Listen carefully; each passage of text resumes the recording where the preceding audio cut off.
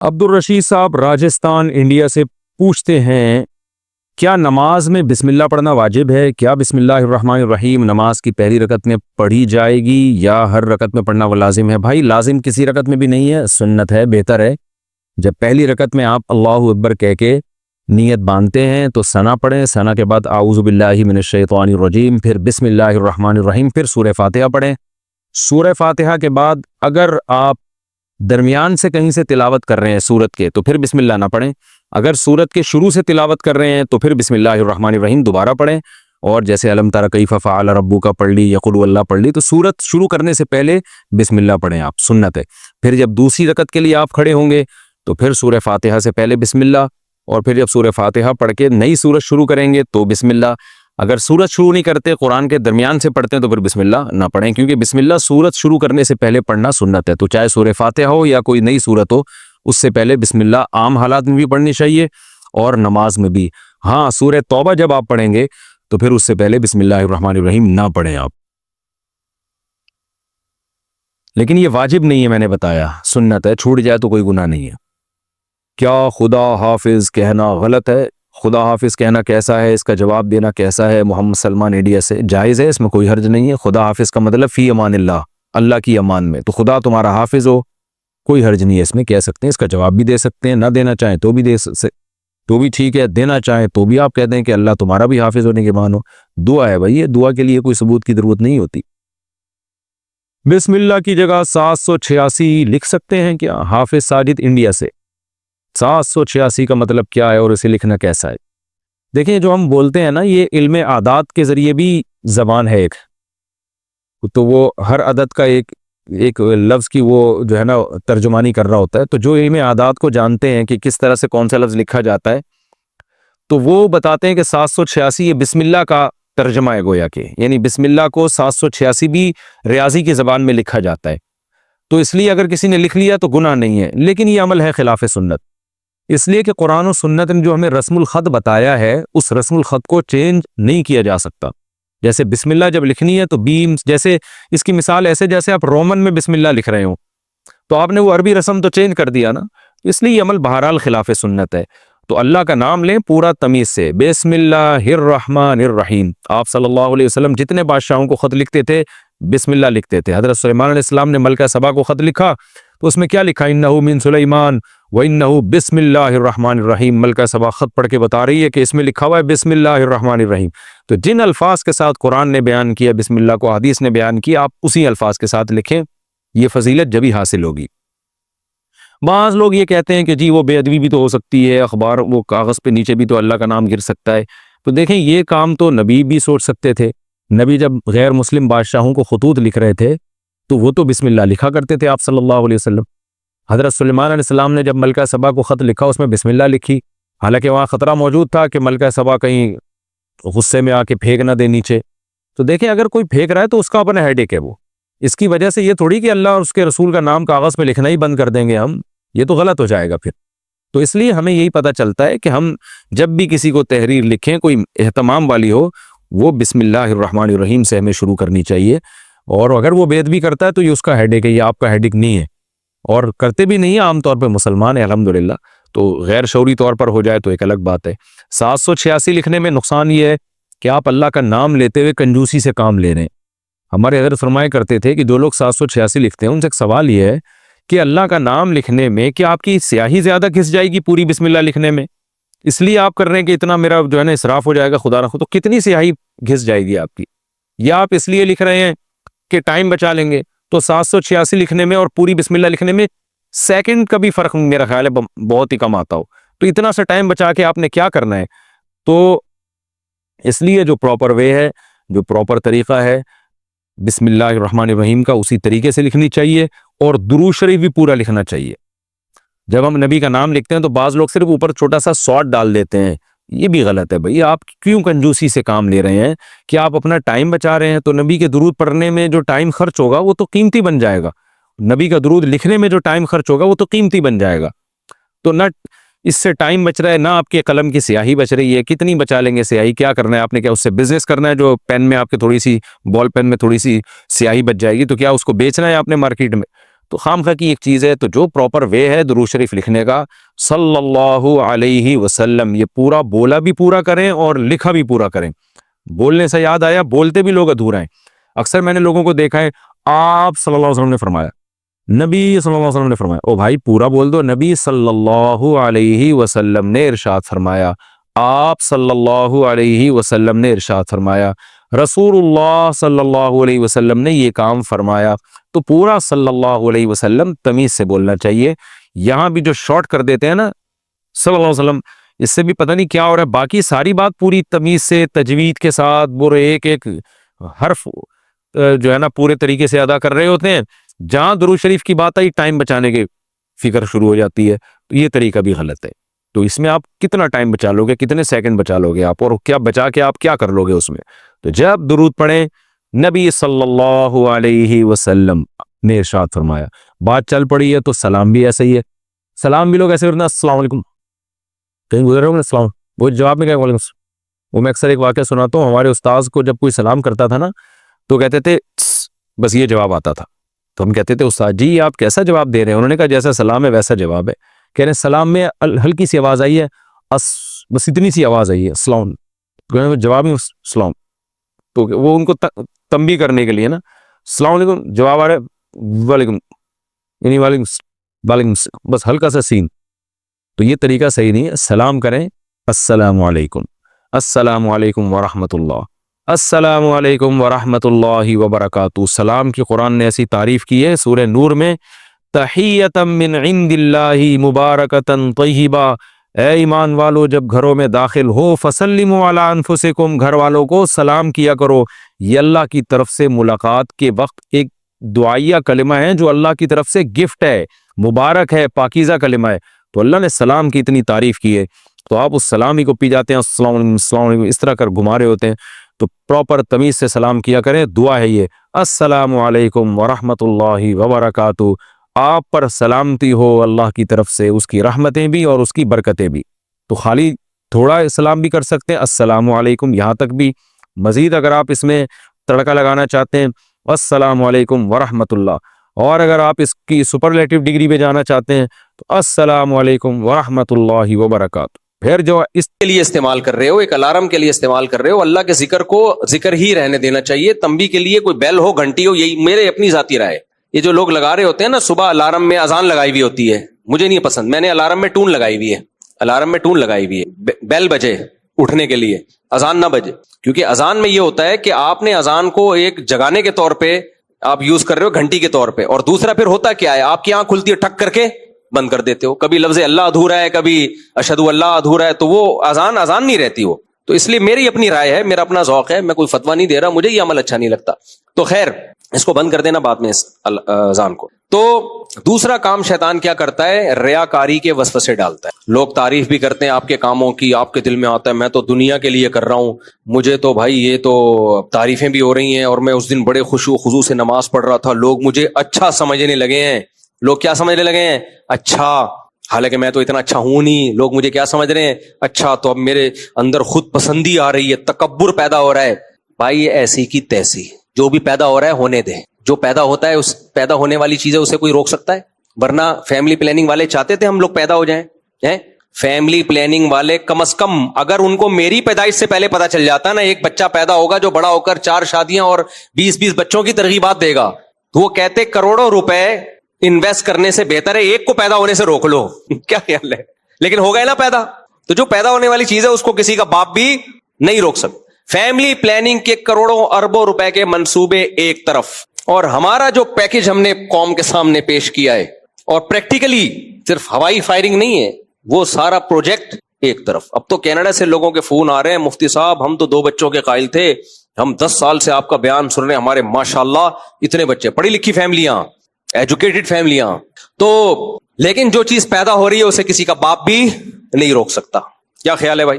تو حالانکہ کوشش باپ ہی روکنے کی کر رہا ہوتا ہے، کوشش کون کر رہا ہوتا ہے؟ باپ روکنے کی. خیر تو جب آپ نیکی کی طرف آؤ نا اور دل میں وسوسے آئیں، یہ تو لوگ تعریف کر رہے ہیں، یہ تو ہم اچھے کہلائیں گے، نیک کہلائیں گے، داڑھی رکھ لیے لوگ ملا صوفی اور بزرگ سمجھنا شروع کر دیں گے، یا लोग मजहबी समझना शुरू कर देंगे और लोग अच्छा समझना शुरू कर देंगे तो मैं तकब्बुर ना पैदा हो जाए। भाई ऐसी की ऐसी ये दिमागी बीमारी है, कुछ भी नहीं। आप अपने काम में लगे रहो, रिया हो रही है होने दो, लिफ्ट कराना, रियाकारी को लिफ्ट कराना छोड़ दो।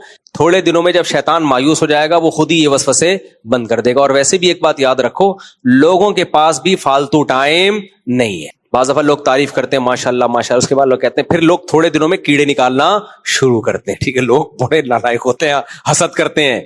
तो जब वो बैलेंस बराबर हो जाएगी, जितनी तारीफें हैं ना वो सारी क्या होने वाली हैं, वो बैलेंस खुद ब खुद कुदरत की तरफ से एक मैकेनिज्म है, जो बहुत ऊपर जाता है अल्लाह खुद ही उसको नीचे ले आते हैं। कि बहुत ज्यादा तेरी परवाजें ऊपर जा रही थी, कोई ऐसी गलती इंसान से हो जाती है, दोबारा नीचे, फिर कभी ऊपर गया कभी नीचे, ये दुनिया में चलता रहता है।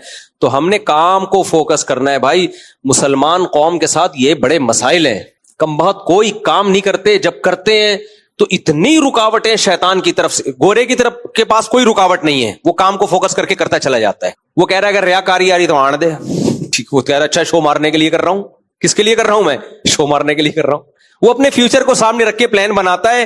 वो कहता है भाई ये काम करूंगा, ये बिजनेस करूंगा तो पैसा आएगा, ये करूंगा तो ये आएगा, ये करूंगा तो ये आएगा। वो कह रहे हैं ऐसी की तैसी। हमारा मसला सारा ये है, हम अगर दुनिया कमाना शुरू कर दें तो किसी स्कॉलर का बयान सुन लेते हैं, कारून के पास भी बहुत सारे खजाने थे, कारून जैसा खजाना, तो ऐसा सूफी बन जाता है आदमी। वो कहता है मैंने इतना कमाना ही नहीं है, मेहनत ही नहीं है, दुनिया है, कब्र में जाना है, मर के मिट्टी होके खत्म, चल पे तू फिर तू इबादत को फोकस कर ले, सूफी बन जा। यही होगा ना, जब दुनिया नहीं कमाएगा तो 24 घंटे मस्जिद में बैठेगा ना, और क्या करेगा। फिर आया मस्जिद में, चलो बुजुर्ग बनने की कोशिश करता हूं, फिर वहां वसवसे आना शुरू, लोग दम करा रहे हैं, लोग नेक समझ रहे हैं, यार मैं तो फिर किसी आलिम का बयान सुनेगा, उस नेकी जिससे इंसान के दिल में तकब्बुर पैदा हो, उससे वो गुनाहगार अच्छा है। तो कहेगा यार वो फिल्में देखता था वो ज्यादा अच्छा था, मैं तकब्बुर तो नहीं आ रहा था ना, कम से कम तवाज़ो तो थी कि मैं इतना बड़ा, अब क्या गालियां दूं मैं। भाई जो गुनाह करता है, बुराइयों में पड़ा हुआ है, उसमें क्या तकब्बुर आएगा, उसको पता है हम अपनी औकात, पता है हम क्या हैं। तो यार मैं पहले तवाज़ो कितनी थी मेरे अंदर, मैं अपने आप को, कोई मेरी औकात नहीं थी और ऐसी तवाज़ो थी, वो ज्यादा अच्छी जिंदगी थी। तो शैतान यहाँ के उसको वर्गलाएगा। तो खुलासा आखिर में एंड पता है क्या होता है, किसी काम के नहीं रहे। जब मरते हैं तो दुनिया खुश होती है, अल्हम्दुलिल्लाह कौम पे एक आदमी का बोझ क्या हो गया, फ्री फोकट की रोटियां तोड़ के खाता था ये। तो इसलिए काम, हमने अपने उलमा से, बुजुर्गों से सुना है कि काम पे कॉम्प्रोमाइज नहीं करो, बाकी चीजों को फिर सेट करते रहो, तकब्बुर की कोशिश करो उसको खत्म करने की, रिया को खत्म करने की। काम को कभी किसी सूरत में ना दीन छोड़ना है ना दुनिया छोड़नी है, दुनिया भी नहीं छोड़नी है, क्योंकि दुनिया भी दीन का हिस्सा है। सुस्त आदमी अल्लाह को पसंद नहीं है। अब देखो यूनिवर्सिटियों में होता क्या है, दीनदार लड़के अक्सर तालीम में पीछे हैं। मैं ज्यादातर की बात नहीं कर रहा, यानी सबकी बात नहीं कर रहा, मैंने ऐसे ऐसे दुनिया में जब ट्रेवलिंग की है, आधी आधी पीढ़ियों तक शलवाले रखने वाले, इतनी बड़ी बड़ी दाढ़ियां और बहुत एजुकेटेड देखे हैं, बड़ी बड़ी पोस्टों पर हैं। आपको पता है ना, मैं अमेरिका में गया हूं, लॉस एंजलिस में, सैन फ्रांसिस्को, जो बहुत तरक्की याफ्ता शहर है अमेरिका के, एक तो अमेरिका फिर उसके तरक्की याफ्ता शहर। वहां मैं हैरान हो गया, गूगल में और यूट्यूब में इतनी बड़ी बड़ी पोस्टों पर जो इंजीनियर्स और सॉफ्टवेयर इंजीनियर्स बैठे हुए हैं, इतनी बड़ी बड़ी दाढ़ियां उनकी, ऐसे चेहरों पे रौनक और ऐसी आधी आधी पीढ़ियों तक उनकी शलवारें। मैं समझा कि शायद रायवंड के किसी इज्तिमा में आए हो या इनको कंपनी वालों ने दम कराने के लिए बुलाया यहाँ पे। मुझे खुशी हुई कि यार ये मैसेज दुनिया को जा रहा है कि दीन पे चल के भी इतनी बड़ी पोस्टों पर पहुंचना मुमकिन है। गोरे उनसे मशवरे ले रहे होते हैं। एक साइंटिस्ट का मैंने इंटरव्यू लिया था ना, टॉप 10 साइंटिस्ट में उनका शुमार होता है, मैंने पॉडकास्ट की उनके साथ, वो हकीम अख्तर साहब रहीमहुल्लाह से बैठ थे। तो ऐसे लोगों को देख के खुदा की कसम खुशी होती है। ये लोग हैं दीन को रिप्रेजेंट करते हैं, ये दीन के नुमाइंदे बनते हैं। लोग कहेंगे यार दीन अपाहज बनना नहीं सिखाता, दीन मेहनत सिखाता है। लेकिन मेजॉरिटी की हालत ऐसी है, कमबख्तों के आदमी कहता है तुम और बदनाम कर रहे हो दीन को। तबलीग में जाने वाले के नहीं, दो तरह के तबलीग में लोग जाते हैं। एक तो वो होते हैं जिनको दीन सीखने का शौक होता है, वो जाते हैं, जैसे पहले बहुत लोग इस तरह जाया करते थे, अब भी हैं बहुत से, या तबलीग के जो अकाबिर हैं वो जाते हैं, मेहनत, तहज्जुद और अपने काम को फोकस करना। एक पता है कौन से होते हैं, बोर हो रहे हैं पढ़े पढ़े, अब घर में अब्बा की तरफ से ताने मिलते हैं, कम वक्त पढ़ता नहीं है, काम पे नहीं जाता, चल यार इज्तिमा आने वाला है 3 दिन के लिए चलें, दोस्तों का प्लान बनता है भाई चलें 3 दिन के लिए हो जाए, ऐसे बात कर रहे होते हैं। चल यार चलते हैं, टिकट कटाते हैं, ट्रेन में जाएंगे, चक करती हुई ट्रेन, एंजॉय तो करता है ना आदमी सफर को।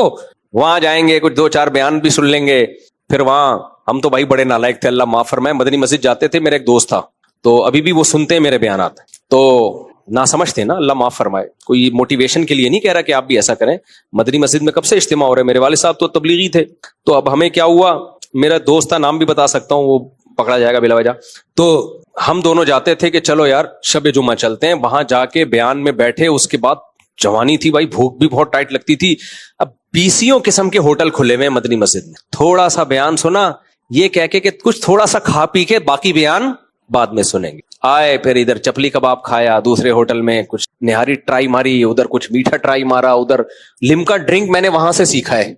उससे पहले मुझे नहीं पता था लिम्का ड्रिंक नहीं होता, वो ठश करके जो बोतल खुलती है वो पेप्सी होती नहीं, लेकिन लगती कैसे है, 5 रुपए में आपको पेप्सी का जायका मिलेगा, उसमें अदरक का होता है वो, पता नहीं कि ऐसे करके ऐसा मजा आता था। तो वो सारा टाइम, एक तो रश इतना है, आने में इतना टाइम, जाने में इतना टाइम, उसके बाद वो शब जुम्मा की छाप भी लग गई, वापस आ रहे हैं एंजॉय करते हुए। तो बहुत से तबलीगी ऐसे भी, वो तो अल्लाह एक तबलीगी बुजुर्ग को की उम्र में बरकत दे, वो मुझे फिर मदरसे की तरफ लेकर आ गए। जब मदरसे में आया तो मुझे लगा कि यहाँ वो माहौल, मुफ्ती रशीद अहमद साहब का मदरसा था, वहां वो माहौल था नहीं कि यहाँ से यूं निकले यूं टन मारा उधर। कोशिश तो हमने वहां भी की, चाय वाय पीने में चला जाता था और लस्सी वस्सी पीने, लेकिन बहरहाल पढ़ाई का माहौल था, बहुत ज्यादा मेहनत करनी पड़ती थी। तो अब दीनदार लोग क्या कर रहे हैं, तबलीग में भी बहुत से ऐसे लोग जा रहे हैं, माँ बाप को चाहिए बच्चों पर नजर रखें, ये दीन सीखने जा रहा है या टाइम पास करने जा रहा है, पढ़ाई को फोकस नहीं करते, सारी जिंदगी रोते हैं, फिर पढ़ते नहीं है, सारी जिंदगी खून के आंसू रोते हैं, माँ बाप भी और वो भी। मैं ऐसे बच्चों को जानता हूं, माँ बाप ने तबलीग में, उन्होंने कहा हमने जाना है, चले गए, क्या कर रहे हो भाई तुम वहां जाके, टाइम ठीक है, बस वो खाना पीने का, वो बुजुर्गों की हिदायत के मुताबिक वो अमल ही नहीं, उसमें तबलीग का कसूर नहीं है, वो भाई हिदायत पर अमल ही नहीं कर रहे होते। 24 घंटे कोई निगरानी थोड़ी करेगा। तबलीग में तो बेसिक हिदायतें, कम खाना कम सोना, ये तो बुनियाद है तबलीग की, खाना भी कम और सोना भी कम, काम ज्यादा करना है। अब जो नालायक आदमी जाता है, काम खाना काम सोना। एक तो हम सहरोजे के लिए गए तो हमारे साथ एक साहब आए, वो फजर के बाद सोते थे, 12 बजे उठते थे, फिर जोहर के बाद सो जाते। वो आए थे नुसरत के लिए। किसके लिए आए हुए थे? नुसरत के लिए। 12 बजे सोते, फिर मगरिब में उठते, फिर रात को गपशप लगाते, नुसरत के सिलसिले में आए हुए। तो मैंने उनसे कहा कि ये बड़ी जबरदस्त किस्म की नुसरत हो रही है। उन्होंने कहा यार वहां बैठ के टाइम जाया करते, उससे तो अच्छा था ना, उससे तो अच्छा था ना। ना भाई, उससे अच्छा नहीं है। तबलीग लोगों को पोस्ती बनाने के लिए, उससे बेहतर है वहां टमाटर के रेडी लगा लेते आप। और सुने एक और केस, क्या क्या हो रहा है मार्केट में, इसमें तबलीग के बुजुर्गों का कसूर नहीं, हमारा कसूर है ना। उन्होंने तो बेचारों ने इतना अच्छा सेटअप बना दिया, आप उसको गलत यूज कर रहे हो। चूंकि बहुत से लोग गलत यूज कर रहे हैं, इसलिए मैं बता रहा हूं। बहुत से लोग इस चक्कर में जाते हैं कि हमने बीवी बच्चों की जिम्मेदारी से जान छुड़ा के भागो, वहां फ्री का तो वहां भी नहीं मिलता, लेकिन सस्ते में मिल जाता है। भाई 1 साल के लिए ट्रैवलिंग पर आप निकलो, ठीक ठाक खर्चा होता है, तबलीग में बरकत होती है, खर्चा कम हो जाता है। तो इस चक्कर, एक मुझे याद है एक दफा सरगोदा में मैं, एक साहब आए, कहने लगे, तबलीग वाले बैठे हुए थे, कहने लगे यार वो कोई सहरोजा की जमात में जाना है। तो अमीर साहब ने कहा माशाल्लाह माशाल्लाह। कहने लगे नहीं, एक शर्त है कि मरी की तरफ मेरी तश्कील कीजिएगा, क्योंकि गर्मी थी जून जुलाई की, हम जून जुलाई की छुट्टियों में जाते थे ना सरगोदा। तो कहाँ जाना है जी?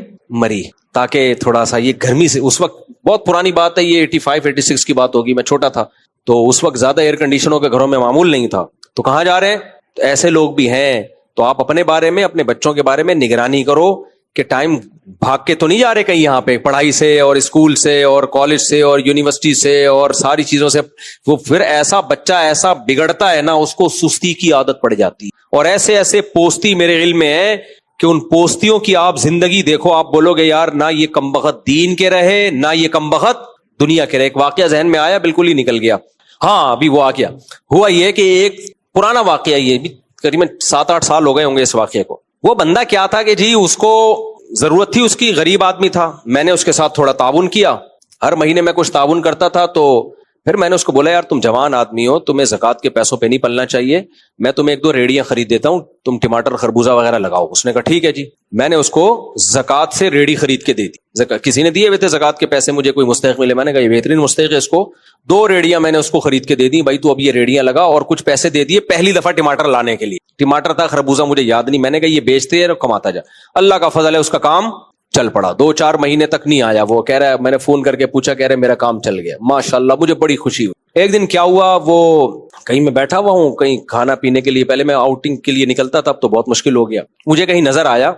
मैंने कहा यार बहुत दिन से तुमसे राब्ता नहीं हुआ। कह रहा है मुफ्ती साहब मैं 4 महीने के लिए तबलीग में गया हुआ था, अब आया हूँ माशाल्लाह। मैंने कहा वाह वाह, मिला मैं, जबरदस्त। मुझे ख्याल हुआ कि अब इसके पास इतना पैसा इकट्ठा हो गया अल्हम्दुलिल्लाह कि बीवी बच्चों को भी दे के जा रहा है, घर में भी दे के जा रहा है, और 4 महीने के लिए भी बोलो نکل رہا ہے. میں نے کہا ماشاء اللہ ویل ڈن. یہ واقعہ میں یہ کہانیاں سنانے کے لیے یہاں نہیں بیٹھا ہوں, یہ ہو رہا ہے مارکیٹ میں. اچھا بات آئی گئی ہوگی. میں نے کہا ماشاء اللہ اللہ نے بہت دیا ہے تبھی تو نکل گیا.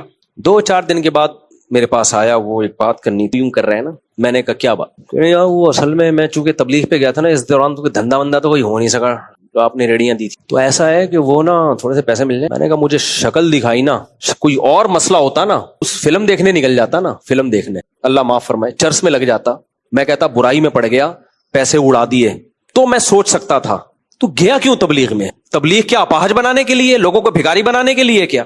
وہاں تو سکھایا جا رہا ہے اللہ سے مانگو, اللہ کے غیر سے کچھ بھی نہیں ہوتا. یعنی یہ تو دین کو تم بدنام کر رہے ہو نا. 4 مہینے لگا کر آ کے بھیک مانگ رہے ہو کہ 4 مہینے کام دھندا نہیں کر سکا. اس سے بہتر ہے بھائی تو ٹماٹر کی ریڑھی لگا لیتا, نہ مچ جاتا, سہروزے میں بھی مچ جاتا. بھیک مانگنا کیا ہلکا جرم ہے کیا اسلام میں؟ تبلیغ تو سکھاتی ہے انسان کو استغنا. جہاں تبلیغ انسان کو بھیک مانگنا سکھا رہی ہو, ایسی تبلیغ کیا ہے؟ بولو حرام ہے, ناجائز ہے. وہ تبلیغ کے اکابر بھی روک دیتے اس کو, اگر پتا ہوتا نا اس کمبخت نے جا کے. اب لوگ تبلیغ والوں کو بدنام کرتے ہیں. بھائی ان بزرگوں کو کیا پتا اس کے بارے میں؟ وہ تو اتنا استغنا سکھاتے ہیں کہ دوسرے کے خرچے پہ سہروزے کی جماعت میں نہیں آپ کو نکلنے دیتے تبلیغ والے. آپ کسی کو پیسے دے کے جماعت میں نکالو, کہیں گے نہ, کوئی بالکل پابندی ہے. تبلیغ میں تو اس کو بھی پسند نہیں کیا جاتا. آپ سہروزے کے لیے نکلے ہو, لوگوں کی دعوتیں جا کے پھوڑنا پھاڑنا شروع کر دو, اس کو برا سمجھتے ہیں وہ لوگ. یہ جو دعوتوں کا ماحول چل رہا ہے نا, جماعتیں آتی ہیں, لوگ دعوتیں, تبلیغ میں اکابر اس کو پسند نہیں کرتے, بولے ان کا اپنے خرچے پہ کھاؤ. اور اتنا زبردست سیٹ اپ ہے, اور اس کو کس لیے استعمال کر رہے ہو کہ کل جا کے لوگوں کے سامنے میں ہاتھ پھیلاؤں گا. بہت بری حرکت ہے. مجھے اتنا غصہ آیا, میں نے کہا پتلی گلی سے فوراً نکل, بھوک سے مرے گا تو خود اب تو ٹماٹر کی ریڑھی لگائے گا, کیونکہ میں نے دے دیا نا اگلی دفعہ پھر چلے پہ. تو یہ وہ چلا, یہ 4 مہینے نہیں ہے جو تبلیغ والا, یہ ہے تھک گئے ریڑھی لگا کے ٹماٹر بیچ کے تھوڑا سا لائف میں انٹرٹینمنٹ. اب وہ کیا انٹرٹینمنٹ, وہ نائٹ کلب میں تھوڑی جائے گا, اس کے بعد پیسے ہی نہیں ہے, ٹماٹر سے اتنا تھوڑی کمائے گا. تو کہتے چلو یار تبلیغ میں تھوڑا سا ماحول چینج کرنے سے بھی تو تھوڑا سا انٹرٹینمنٹ ہو جاتی ہے نا, تھوڑا انٹرٹین کرتا ہے انسان کو سفر بھی. تو یہ وہ والا تبلیغ ہے. تو ایسے میں نے دیکھے کچھ بچے جو پڑھائی سے جان چھڑانے کے لیے کہاں جا رہے ہوتے ہیں, تبلیغ میں. شوہر بیوی کے نان نفقے اور روز کی چک سے جان چھڑانے کے لیے کہاں جا رہا ہوتا ہے, تبلیغ میں. بوڑھا آدمی ہے, گھر میں بچے خدمت نہیں کر رہے, کہتا ہے چلو تبلیغ میں نکلو, وہاں خدمت گزار. بولتے کیوں نہیں ہو, مجھے ویسے غصہ آ رہا ہے, وہ بول نہیں رہے. بعض ایسے بھی ہے, بوڑھا آدمی ہے, کوئی خدمت کے لیے گھر میں ہے نہیں, چل بھائی کہاں نکل, تبلیغ میں نکل, وہاں خدمت تو فری پھوکڑ میں ہو جائے گی. بچے بھی ابا کو سال کے لیے بھیج دیتے ہیں, پیسے لے لو ابا, وہ کریں گے. حج میں ایسا ہوا, یہ بغیرتی لوگ کر رہے ہوتے ہیں, بوڑھے ماں باپ کو حج پہ بھیج دیا. یار کیوں بھیج رہے ہو ان بوڑھے ماں باپ کو جب کوئی خدمت والا نہیں ہے؟ اب پیسے تو دے دیے ان کی جیب میں ڈال کے. اب لوگ ٹریول جو مسافر ہیں, جو ہم سفر ہیں, وہ بےچارے چھوڑ بھی نہیں سکتے کہ یار بوڑھا آدمی ہے, مر جائے گا, اور وہ خدمتیں کر رہے ہیں. یہ کون سا حج ہے بھائی؟ اس بوڑھے کو چاہیے بولے بیٹا تو میرے ساتھ جائے گا تو جاؤں گا, ورنہ میں دوسروں کے بل بوتے پہ بولو نہیں جاؤں گا. یہ بھکاری پن صرف پیسے مانگنے کو نہیں کہتے. اپنا بوجھ کسی اننون آدمی پہ ڈالنا, یہ بھی کیا ہے, بھکاری پن ہے. اپنا سامان اتنا زیادہ لے لینا کہ کوئی بات نہیں جمشید اٹھا لے گا آدھا سامان, یہ بھی کیا ہے, بھیک کی ایک قسم ہے. مجھے اتنا غصہ آتا ہے, حالانکہ میں ایسا نہیں کہ میرے اندر خدمت کا جذبہ نہیں ہے, اتنا نالائق نہیں ہوں میں, لیکن سفر میں کوئی زیادہ سامان لے کر آئے نا اور کہے مفتی صاحب آدھا آپ پکڑ لو, میرا دل چاہتا ہے میں بولوں دفعہ ہو یہاں سے, چاہے کتنا ہی قیمتی دوست ہو. یار ہم تو نہیں کبھی لے کے جاتے اتنا سامان کہ ہم آدھا کسی اور کو پکڑوائیں, حالانکہ سارے ہمارے مرید اور شاگرد ہیں, پھر بھی نہیں لے کے جاتا. ہاں کوئی خود سے خدمت کر لے ٹھیک ہے, آپ اتنا, کیونکہ پھر کیا ہے, اٹھائے جا نہیں رہے تو نتیجہ کیا نکلے گا, جمشید تو اٹھائے گا. پھر جمشید کیا کرے گا, پھر آپ کا سامان اٹھائے گا. وہ کہے گا یار اگر نہیں اٹھایا تو وہ بولیں گے دیکھو. اب لوگ پھر بوڑھے آدمی کی پھر خدمت تو حاجی لوگ کریں گے, کہیں گے یار ہم اس بوڑھے کو یہاں مرنا چھوڑ دیں, پتہ نہیں ہمارا حج قبول ہو یا نہیں ہو. تو یہ گھننے بن کے نا بیٹے کہتے کوئی بات نہیں یار, کوئی نہ کوئی تو ابا کی خدمت کر کے گھما پھرا کے واپس ایئرپورٹ پہ لا کے چھوڑ دے گا. بہت بے غیرتی ہے, بہت بے غیرتی ہے. اپنا بوجھ کسی اور پہ مت ڈالو. بوڑھے آدمی کو باپ کو بھیجنا ہے, اپنے ساتھ جاؤ خدمت کرو, نہیں ہے کوئی کسی اور کے ذمہ مت لگاؤ. یہ بھی بہت ہو رہا ہوتا ہے, آپ آ رہے ہوتے دوسرا اپنا سامان, آپ کراچی جا رہے ہیں نا, یہ بھی لیتے جائیے, یہ کھجور کے 10 ڈبے میری طرف سے لیتے جائیے, آپ تو جا ہی رہے ہیں نا. حالانکہ میں اس لیے خود کھجوریں نہیں خرید رہا ہوتا کہ یار اتنا سامان کون اٹھا کے لے کے جائے گا, بیگ میں 2 کپڑے ڈالو. ابھی میں گیا ہوں باہر ملک میں, ایک چھوٹا سا بیگ تھا بس, ہلکا پھلکا, 1-2 کپڑے تھے اس میں, عمرہ کرنے گیا تھا میں, میرا عمرے میں یہ ہے ٹوٹل سامان, آپ کو پتہ بھی نہیں ہوگا میں عمرہ کر کے آ گیا ہوں, پچھلے ہفتے گیا ہوں. ایک بیگ میں 2 جوڑے ڈالے, گئے وہاں جا کے ہم نے مدینہ میں حاضری دی, عصر سے مغرب مدینہ میں بیٹھے, جو بھی ٹوٹا پھوٹا اللہ نے اعمال کی توفیق دی، مغرب کے بعد نکلے پتلی گلی سے، کھانا کھایا، احرام باندھ کے مکہ میں عمرہ کیا، عمرہ کر کے واپس جدہ میں وہ ہمارے دوست کا افتتاح کرنا تھا، افتتاح کیا، رات کی فلائٹ سے واپس۔ تو میرے پاس لوگوں کے میسج آ رہے، مفتی صاحب وہ آپ ماشاءاللہ آج ہم نے آپ کو حرم میں دیکھا، عمرہ کرنے آئے ہوئے تھے، ملاقات کا ٹائم چاہیے۔ میں نے کہا آج انڈا موڑ پہ بیٹھا ہوا ہوں میں، کہہ رہے ہیں ابھی تو آپ یہیں تھے۔ تو ہلکے پھلکے رہو، کیا خیال ہے؟ حالانکہ میری خدمت کتنے لوگ کر سکتے ہیں، میں جاؤں وہاں پہ، گھر والے کہہ رہے ہیں یہ بڑا بیگ لے جائیں، کھجوریں لے کے آئیے گا۔ میں کہا بھائی 2-4 دفعہ کھجوریں لا چکا ہوں، بس اب یہاں سے لی مارکیٹ سے لے کے وہی ذائقہ ہے، وہی ٹیسٹ ہے، کھا لی نا مدینہ کی کھجوریں، ٹینشن۔ ان چکروں میں آدمی نہ عمرہ کر پاتا ہے کہ جب جاؤں گا تو کتنا خرچہ ہوگا۔ بھائی ہم 2-4 دفعہ میں آپ کو مدینہ کی، مکہ کی کھجوریں زمزم پلا چکے ہیں، اب خالی اللہ اللہ کرنے کے لیے بھی کبھی انسان جائے، بیگ میں 2 کپڑے ڈالے۔ میرے ابا ایک تھیلا لے کر گئے تھے حج کرنے کے لیے، ٹھیک ہے نا، ایک تھیلا۔ ان کو پہلے حاجیوں کو جو پروٹوکول دیا جاتا تھا نا، حاجی صاحب جا رہے ہیں، حاجی کو پہلے بھیجا جاتا تھا، پتہ ہے کیسے؟ ہمارے علاقے میں اب تو بہت لوگ حج پہ جا رہے ہیں، پہلے ہوتا تھا ہمارے امام صاحب اعلان کر 2 منٹ میں بات ختم کر دو، امام صاحب اعلان کرتے تھے جمشید صاحب جو ہے حج پہ جا رہے ہیں، ان کی مسجد میں تقریب ہوتی تھی، پھول ڈالے جاتے تھے، پرچیاں دی جاتی تھیں، دعائیں، اور سب اگلا پچھلا معاف، جا رہے ایئرپورٹ پہ پورا خاندان چھوڑنے جا رہا ہے، پھر جب واپس آ رہے ہیں وہ بڑا خاندان آ رہا ہے جیسے پتہ نہیں کسی کی بارات آ رہی ہے، یہ وہ حاجی صاحب۔ میرے ابا اللہ ان کی مغفرت فرمائے اتنے سادہ آدمی تھے، حالانکہ پوری دنیا دیکھی تھی، پوری دنیا میں ٹریولنگ تھی، کیسے حج کرنے گئے ہیں۔ تو والدہ کو بس بتایا میں حج کرنے جا رہا ہوں، اور ایک بیگ لیا، اس میں چند کپڑے ڈالے اپنے، بیگ بھی سادہ سا، اس وقت یہ زیادہ بریف کیس وغیرہ کا رواج نہیں تھا، وہ لیا اور کسی کو بتائے بغیر پتلی گلی سے گئے اور پتلی گلی سے واپس آئے تو بولٹن مارکیٹ سے ہوتے ہوئے آ رہے تھے، کچھ سامان خریدنا ہوگا، کیا ہوگا، تو وہاں کوئی صاحب ان کو مل گیا، حافظ صاحب آپ اتنے دنوں سے غائب تھے، کہاں تھے؟ انہوں نے کہا حج کرنے گیا ہوا تھا۔ ہیں ایک دم اس کو کہتے حج کرنے گئے ہوئے تھے۔ تو ہلکے پھلکے رہو بھائی، اپنا بوجھ کسی دوسرے پہ بولو مت ڈالو۔ سامان اتنا سفروں میں آدھا دوسرا بوجھ اٹھا رہا ہوتا ہے، آدھا ٹینشن لے رہا ہوتا ہے۔ تو اس لیے بھکاری پن صرف یہ نہیں ہے کہ آپ لوگوں سے پیسے مانگیں، عزت کی بھیک مانگیں، یہ بھی بھکاری پن، اپنا سامان دوسروں کے کندھوں پہ ڈالیں، یہ بھی کیا ہے؟ بولو بھکاری پن ہے۔ اسی طرح تبلیغ میں نکل جاؤ اور پیسے جیب میں ہے نہیں، اور واپس آ کے قرضہ مانگنا شروع کر دو، یہ بھی کیا ہے؟ بھکاری پن۔ صحابہ کے دور میں جو زمانے جاہلیت میں کیا ہوتا تھا، عرب لوگ حج کرنے جاتے تھے، زیادہ راہ نہیں لیتے تھے، کہتے تھے اللہ کھلائے گا، بھائی اللہ کے گھر جا رہے ہیں، کون کھلائے گا؟ اللہ۔ جب جیب خالی ہوتی تھی، بھوک لگتی تھی، اللہ کھلا نہیں رہا ہوتا تھا تو پھر کیا کرتے تھے؟ بھیک مانگتے تھے دوسرے تاجروں سے، یار تو ایک وقت کی روٹی دے دو، کل سے اللہ کھلائے گا انشاءاللہ، کل سے کون کھلائے گا؟ تو اللہ نے قرآن میں منع کیا، اللہ نے کہا نہ اس حج سے بہتر ہے کہ نہ جاؤ۔ وَتَزَوَّدُوا فَإِنَّ خَيْرَ زَادِ التَّقْوَىٰ، استطاعت اگر نہیں ہے تو حج مت کرو۔ حج میں استطاعت کا کیا مطلب ہے؟ علماء نے اجماعی مسئلہ یہ کہ آپ کے پاس اتنے پیسے ہوں، جا بھی سکو، آ بھی سکو، اپنے خرچے پہ کھا بھی سکو۔ پاکستانی عمرہ کرنے، حج کرنے جا رہا ہے، اس کو پتا ہے وہاں عربوں کے دسترخوان لگے ہوتے ہیں، کھانا تو فری کا ہو ہی جائے گا، تبھی سعودی حکومت پکڑ کے نکال رہی ہے۔ اپنے خرچے پہ کھانا بھی کھا سکوں گا، جاؤں گا بھی، آؤں گا بھی، اور اس دوران بیوی بچوں کا بھی نان نفقے کا انتظام کر کے جاؤں گا۔ جس کے پاس یہ طاقت نہیں ہے اس پہ حج فرض نہیں ہے، بلکہ جانا جائز ہی نہیں ہے، کیونکہ زمانے جاہلیت میں ایسا حج ہوتا تھا، وہ جاتے تھے اور پھر کیا کر رہے ہوتے تھے؟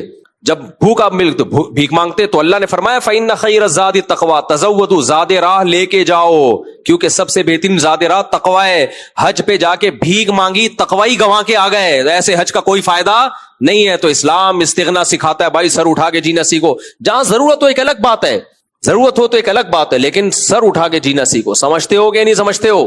تو آج دینداری کا لیبل لگا کے جو الٹے کام ہوتے ہیں اس پہ کھوپڑی کیا ہوتی ہے؟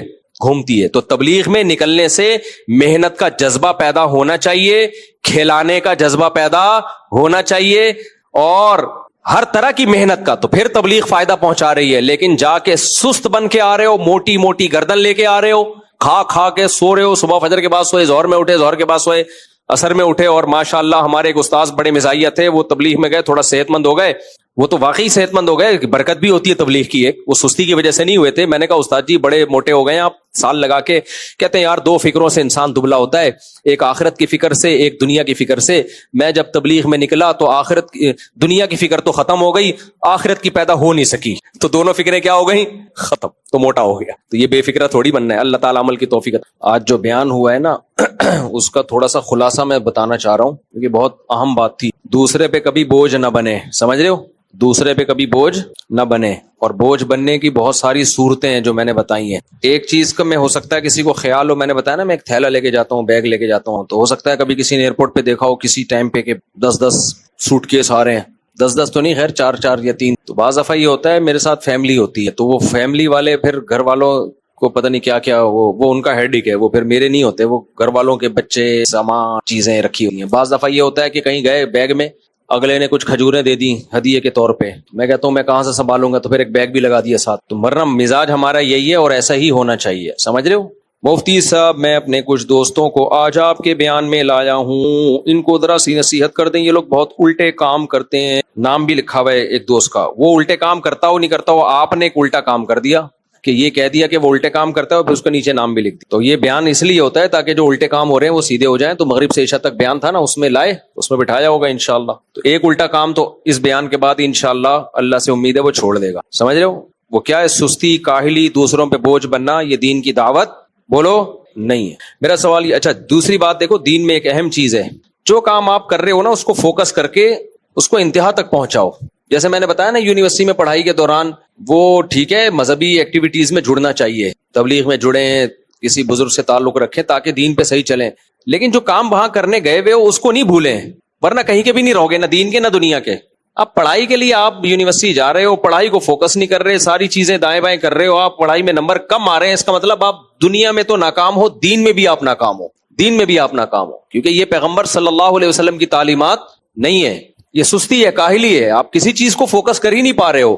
بتاؤ ایک آدمی جو کام اس کے ذمہ لگا اس کو فوکس نہ کر رہا ہو, تو وہ کام کبھی, آپ ڈرائیونگ کر رہے ہو, ابھی فوکس کرنا ہے سب سے پہلے آپ نے کس چیز کو, کہ میں صحیح ٹریک پہ جا رہا ہوں کہ نہیں جا رہا, اسپیڈ لمٹ اور کیمرے ویمرے اور یہ سب چیزیں, باقی دائیں بائیں ہیلو ہائی بھی چلتا رہتا ہے. اور بھائی کیا ہو رہا ہے یار, زبردست, اس دن مزہ آیا تھا. اب جا رہے ہو پشاور, جا کہاں رہے ہو, پشاور جا رہے ہو آپ کراچی سے نا, تو فوکس کرو گے آپ ہائی وے پہ, لیفٹ جگ پہ ہوں, ایسا تو نہیں رائٹ وے پہ آ گیا گاڑی اڑا دے گی, سگنل وگنل بھی دیکھتے رہو گے, یہ سب دائیں بائیں قیام تام بھی چلتا رہے گا, گپ شپ بھی چلتی رہے گی, اور سناؤ بھائی کیا ہو رہا ہے, سب سیٹ چل رہا ہے مارکیٹ میں. ہاں یار اس دن بھائی صاحب کا فون آیا تھا, وہ ایسی باتیں کر رہے تھے, غیبتیں بھی چل رہی ہوں گی اور تعریفیں بھی چل رہی ہوں گی, کھانے پینے کی باتیں بھی چل رہی ہوں گی, لیکن مین فوکس کس کو ہوگا بھائی یہاں.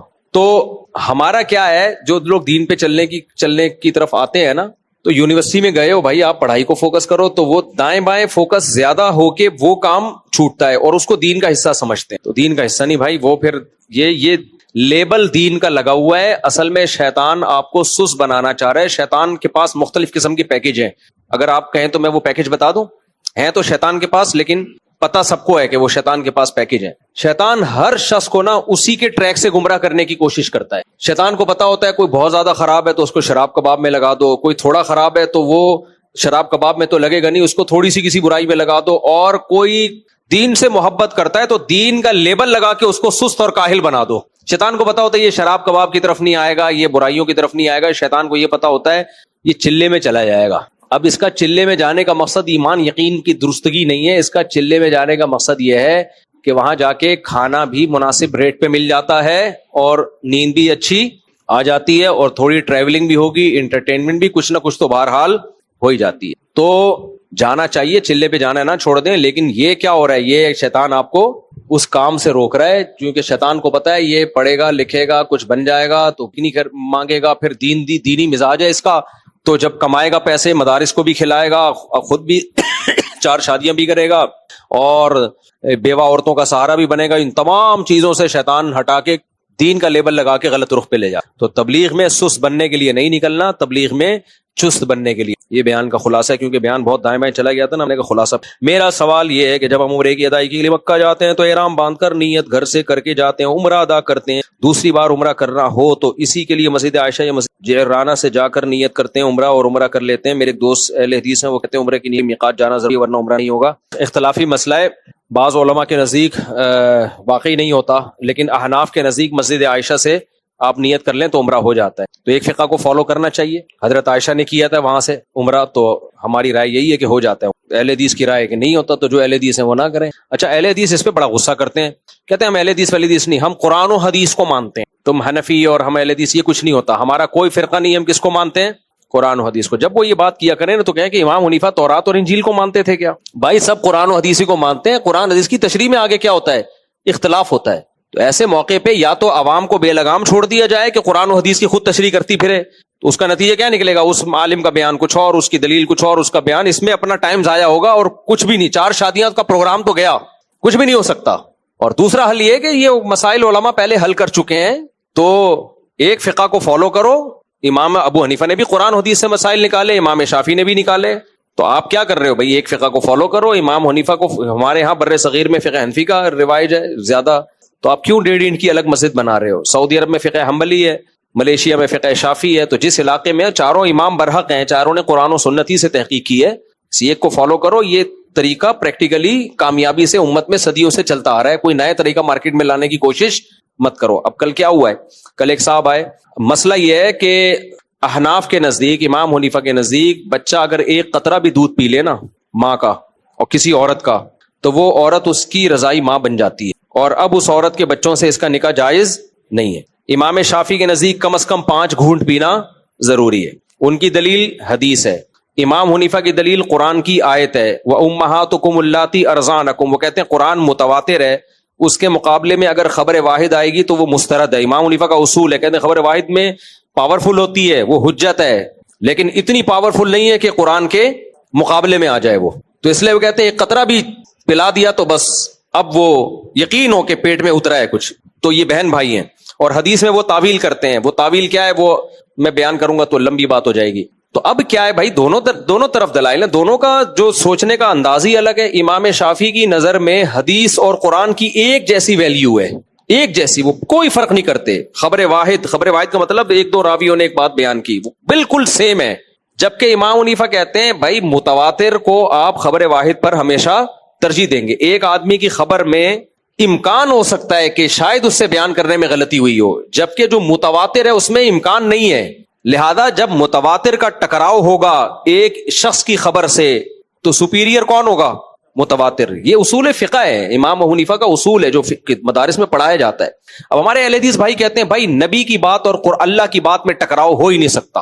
نبی کی بات اور اللہ کی بات ایک ہی بات ہے. بالکل صحیح ہے, اللہ کے نبی اللہ کے پیغمبر ہیں, اللہ کے نبی کی بات اور اللہ کی بات ہماری نظر میں سیم ہے, کوئی فرق نہیں ہے. لیکن بات یہ ہے کہ اللہ کی بات ہم تک جن ذرائع سے پہنچی ہے وہ متواتر ہیں, اور نبی کی بات ہم تک جن ذرائع سے پہنچی ہے وہ 2 طرح کے ذرائع ہیں. کچھ تو متواتر ہیں, کچھ خبر واحد ہے. متواتر کو تو ہم وہی ویلیو دیں گے اس لیے کہ اس کا نبی کی زبان اقدس سے نکلنا یقینی طور پہ ثابت ہے. خبر واحد جو ہے اس میں یہ فیصلہ کرنا کہ نبی نے بالکل انہی الفاظ کے ساتھ یہ بات کہی ہے, یہ اس درجے کا یقینی نہیں ہے جس درجے کا متواتر یقینی ہوتا ہے. تو یہ ان کے لیے تو یقینی حجت ہے جنہوں نے نبی کے اپنے کان سے خود سنا ہو. ہم نے نبی کے اپنے کان سے خود نبی کی بات تھوڑی سنی ہے, ہمیں تو راوی بیان کر رہے حدثنی فلان قال حدثنی فلان قال حدثنی فلان. اتنی لمبے سلسلے میں ایک آدھ راوی سے خطا کا امکان بہرحال ہے. لہذا جب ایک یقینی 100% درست چیز ہوگی اور ایک اس لیول کی یقینی نہیں ہوگی کہ, تو ترجیح کس کو دی جائے گی؟ بولو, اس یقینی چیز کو دی جائے گی, چاہے بخاری کی حدیث ہو اس کے مقابلے میں. ہے تو خبر واحد نا. اس کو میں اور آسان مثال سے سمجھاتا ہوں. دیکھو منکرین حدیث کیا کرتے ہیں, منکرین حدیث کہتے ہیں ہم تو حدیثوں کو مانتے ہی نہیں, یہ خبر واحد ہیں, خبر واحد یقینی نہیں ہوتی, لہذا جب یقینی نہیں ہے تو ظنی ہے, ظنی چیزوں پر دین کی بنیاد قائم نہیں کی جا سکتی. وہ ایک انتہا کی طرف چلے گئے, انہوں نے حدیثوں کا انکار کر دیا. ہم کہتے ہیں بھائی جب کوئی سچا آدمی خبر دیتا ہے تو پوری دنیا میں اس سچے کی خبر کا اعتماد کیا جاتا ہے, لہذا بخاری مسلم کی خبر واحد کی جو صحیح حدیث ہے ان کو مانا جائے گا, وہ حجت ہیں. دوسری انتہا کیا ہے کہ آپ اس میں اور متواتر میں فرق ہی ختم کر دیں. اس میں اور متواتر میں فرق, مثال کے طور پر ایک ثقہ آدمی نے آ کے خبر دی قابل اعتماد نے کہ یہ واقعہ ہوا ہے, وہاں پہ میں موجود تھا. 100 بندے کہہ رہے ہیں کہ ہم بھی وہیں تھے اسی ٹائم پہ, ایسا کوئی واقعہ نہیں ہوا. اب کس کو ترجیح دی جائے گی؟ 100 آدمیوں کی خبر کو. بھائی وہ 100 کے 100 جھوٹ نہیں بول سکتے. تو یہ امام حنیفہ کا بڑا خاندانی زبردست اصول ہے کہ حدیث متواتر ہو یا قرآن تو ہے ہی متواتر, اس کے مقابلے میں جب خبر واحد آئے گی تو ترجیح کس کو ہوگی؟ متواتر کو ترجیح ہوگی. پھر خبر واحد کی یا تو تعویل کی جائے گی یا اس کو رد کیا جائے, تو یہاں تعویل کی ہے تو لہذا وہ پھر اس کو نہیں مانا جائے گا اس کے مقابلے میں. اور آسان مثال دے کے بات کو ختم کرتا ہوں, میں پورا لیکچر ہو جاتا ہے میرا کیونکہ میرے نا پھر شارٹ کلپ لوگ چلانا شروع کر دیتے ہیں. دیکھو جگہ جگہ ہم اس اصول پر عمل کر رہے ہوتے ہیں. دیکھو نبی صلی اللہ علیہ وسلم نے ارشاد فرمایا, ایک صحابیہ نے آپ سے پوچھا, صحیح حدیث ہے, کہ یا رسول اللہ زمانہ جاہلیت میں ایک عورت نے اپنے پیدا ہونے والی بچی کو دفنایا, زندہ دائی سے کہا. پہلے زمانے میں عرب میں یہ ہوتا تھا کہ عورت بچہ جنتی تھی, وہ دائی سے جو ہوتی تھی نا اس وقت اس کی مدد کرنے والی, اس سے کہتی تھی کہ اگر لڑکی ہے نا تو مجھے اس کی شکل دکھائے بغیر زندہ دفن کر دینا, کیونکہ ماں میں ایک بہرحال ممتا ہوتی ہے نا, جب بچی کی شکل دیکھے گی تو جذبات ہو جائیں گی. بیٹی ہے تو مجھے دکھائے بغیر کیا کر دینا, زمین میں دفن کر دینا. مکہ میں آج بھی وہ قبرستان موجود ہے جہاں بچیوں کو زندہ دفن کیا جاتا تھا. تو ان صحابی یا صحابیہ تھے, انہوں نے پوچھا کہ یا رسول اللہ اس بچی کا کیا ہوگا, یعنی اس دفن کرنے والی کا کیا ہوگا جس نے یہ ظلم کیا. تو آپ صلی اللہ علیہ وسلم نے فرمایا الوائدۃ والموعودۃ فی النار, وائدہ جو زندہ دفن کرنے والی اور جس کو زندہ دفن کیا گیا دونوں جہنم میں. بات سمجھ میں آ رہی ہے؟ اس حدیث کا کیا مطلب ہوا بھائی؟ جس کو زندہ دفن کیا گیا وہ بھی چونکہ اس کا والدین بھی کافر تھے تو آپ نے فرمایا وہ بھی جہنم میں جس بچی کو دفن کیا گیا, اور جس نے دفن کیا وہ بھی کیا ہے. یہ حدیث صحیح ہے. صرف اس حدیث کی بیس پہ کیا کوئی عقیدہ بنا سکتا ہے؟ بعض لوگوں نے عقیدہ بنایا کہ نابالغ جو کافروں کے نابالغ بچے ہیں وہ بھی کہاں جائیں گے, جہنم میں. اس کے بیس پہ نا بعض ایسے علماء گزرے جن کا یہ عقیدہ ہے, نظریہ, کہتے ہیں بھائی حدیث صحیح آ گئی, جب اللہ کے نبی نے کہہ دیا کہ وہ نابالغ بچی جو جس کو دفن کیا گیا وہ بھی جہنم کی آگ میں, تو بس دیٹس آل, اب ہمیں عقل استعمال کرنے کی اجازت نہیں ہے. بس اللہ کے نبی نے کہہ دیا, اور اس سے انہوں نے عقیدہ نکالا کہ چونکہ وہ بچی کافروں کی اولاد تھی تو کافروں کے نابالغ بچے جب مر جاتے ہیں تو وہ کہاں جاتے ہیں, جیسے مسلمانوں کے نابالغ بچے مر کے کہاں جاتے ہیں, جنت میں جاتے ہیں, تو کافروں کے بچے کہاں جاتے ہیں, جہنم میں. یہ بعض لوگوں کا نظریہ ہے باقاعدہ, لیکن جمہور کی کیا رائے ہے؟ بھائی صرف ایک حدیث کو نہیں دیکھا جائے گا, متواتر کیا ہے, تواتر سے کیا بات ثابت ہے؟ تواتر سے قرآن ہے. قرآن کیا کہتا ہے, وَإِذَا الْمَوْعُودَةُ سُئِلَتْ بِأَيِّ ذَنبٍ قُتِلَتْ, جس دن زندہ دفن کی ہوئی بچی سے پوچھا جائے گا, اور یہ بچیاں ساری کافروں کی ہوں گی, کیونکہ مسلمان کسی بچی کو جب اسلام آیا تو یہ تو مالی ختم ہو گیا تھا نا, تو ساری کافروں کی مشرکین کی بچیاں تھیں. تو اللہ کہتے ہیں جس دن زندہ دفن کی ہوئی بچی سے پوچھا جائے گا بتا تجھے کس جرم میں قتل کیا گیا, تیرے باپ کو آج سزا ملے گی. تو اللہ اس کے باپ کو سزا اس لیے دے گا کہ بغیر کسی جرم کے اس کے باپ نے اپنی بیٹی کو زندہ دفن کیا. تو پتا چلا اللہ جب باپ کو اس بیس پہ سزا دے رہا ہے کہ اس کا جرم نہیں تھا تو نے دفن کر دیا, تو خود اللہ بغیر جرم کے کیسے سزا دے گا اس کو؟ باپ کہہ سکتا ہے کہ میں نے تو بغیر جرم کے صرف دفن کیا تھا اور تو اس کو آگ میں ڈال رہا ہے. اسی طرح قرآن کیا کہتا ہے, وَمَا كُنَّا مُعَذِّبِينَ حَتَّى نَبْعَثَ رَسُولًا, ہم کسی کو عذاب نہیں دیتے جب تک ہم پیغمبر بھیج کے حجت تمام نہ کر دیں. تو نابالغ بچے پیغمبروں کی تعلیمات کے مکلف, ان میں تو اہلیت ہی نہیں ہوتی نا ان کی بات سمجھنے کی, تو ان کے حق میں تو پیغمبر کی بعثت ہوتی ہی نہیں ہے جب تک عقل نہیں بن جاتی ان کی. وَلَا يَظْلِمُ رَبُّكَ أَحَدًا, قرآن جگہ جگہ کہہ رہا ہے تیرا رب کسی پہ ظلم نہیں کرے گا. یہاں ظلم کا مطلب کیا ہے کہ حجت تمام کیے بغیر کسی کو سزا نہیں دے گا. تو یہ متواتر ہے. تو اب اس حدیث کو اس متواتر کی روشنی میں حل کیا جائے گا, نہ کہ حدیث کو اصل بنایا جائے گا اور متواتر میں تعویلات کی جائیں گی.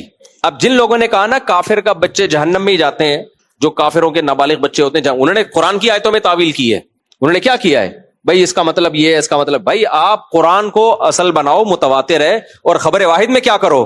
اللہ جگہ جگہ کہہ رہا ہے میں نہیں ظلم کرتا, میں کسی پہ جب تک پیغمبر نہ بھیج دوں, حتیٰ یبعث فی امہا رسولا, اس کے مین مرکز میں جب تک پیغمبر نہ بھیج دوں تاکہ اچھی طرح سے حجت تمام نہ ہو, اس کے بغیر میں کسی کو عذاب نہیں دیتا. اور باپ کو میں اس لیے پکڑوں گا, سزا دوں گا کہ تو نے اس بچی کے جرم کے بغیر اس کو دفن کیوں کر دیا. تو اب ہم حدیث کی تعویل کرتے ہیں, تو بہت سے علماء نے اس حدیث کی تعویل کی, اور بڑی زبردست تعویل ہے کہ بھائی یہ عام جرنلی اصول نہیں ہے, بلکہ ہوگا یہ کہ جو نابالغ بچے کفار کے دنیا سے چلے جاتے ہیں, یا وہ کافر جن تک اسلام کی دعوت ہی نہیں پہنچی, اس کے بارے میں ہمیں کچھ ایسی روایات ملتی ہیں اسلاف سے کہ آخرت میں ان کو عقل دے کے ان کو آزمایا جائے گا. سمجھ میں آ رہی ہے بات؟ ان کو آزمایا جائے گا, پھر جو آزمائش میں پورا اترے گا جنت میں, اور جو آزمائش میں, یعنی ان کے لیے دنیا کا ماحول بنایا جائے گا تاکہ ان کو آزمایا جا سکے. تو یہ بچی جس کے بارے میں پوچھا جا رہا تھا, اسپیسیفک یہ بچی تھی جس کے بارے میں اللہ کے علم میں تھا, یہ تھی یہ بات کہ اس کو عقل دی جائے گی, بلوغت دی جائے گی, اور پھر اس پر اسلام پیش کیا جائے گا, یہ اسلام کو مسترد کر دے گی. اس بیس پہ اس کو سزا ملے گی, کیونکہ نبی کے الفاظ یہ نہیں کہ ہر زندہ دفن کی ہوئی بچی جہنم میں جائے گی, بلکہ نبی کے الفاظ ہیں الوائدہ, تو جس کا تم واقعہ سنا رہی ہو الف لام عہد کا ہے, تو اس میں دفن کرنے والی بھی جہنم میں, اور جس کو دفن کیا جا رہا ہے وہ بھی کہاں, جہنم میں. وجہ کیا ہے کہ جب آخرت میں آزمایا جائے گا نا اس کو, تو وہ آزمائش میں کیا ہوگی؟ ناکام. تو یہ ہر بچی کے بارے میں نہیں ہے. سمجھ میں آ رہی ہے بات کہ نہیں آ رہی ہے؟ تو اسی طرح یہاں بھی ہے, بہت ساری حدیث, اہل حدیث کا بس ایک ہی رٹ ہے, حدیث میں آ رہا ہے, حدیث میں آ رہا ہے, حدیث میں آ رہا ہے. او بھائی صاحب, صرف یہی ایک حدیث تھوڑی ہے نا, اس کے مقابلے میں متواتر حدیث میں کیا آ رہا ہے. ایک میں اس کی آسان مثال دیتا ہوں. علامہ ابن قیم نے رد کیا امام حنیفہ رحمہ اللہ تعالیٰ پر. حدیث میں آتا ہے نبی نے فیصلہ کیا ایک شخص کے حق میں, اس کے پاس ایک گواہ تھا, دوسرا گواہ نہیں تھا. تو نبی نے ان سے قسم اٹھوائی کہ ٹھیک ہے گواہ نہیں ہے, قسم اٹھا لو کہ یہ میرا مال ہے. انہوں نے قسم اٹھا لی, آپ نے ان کے حق میں فیصلہ کر دیا.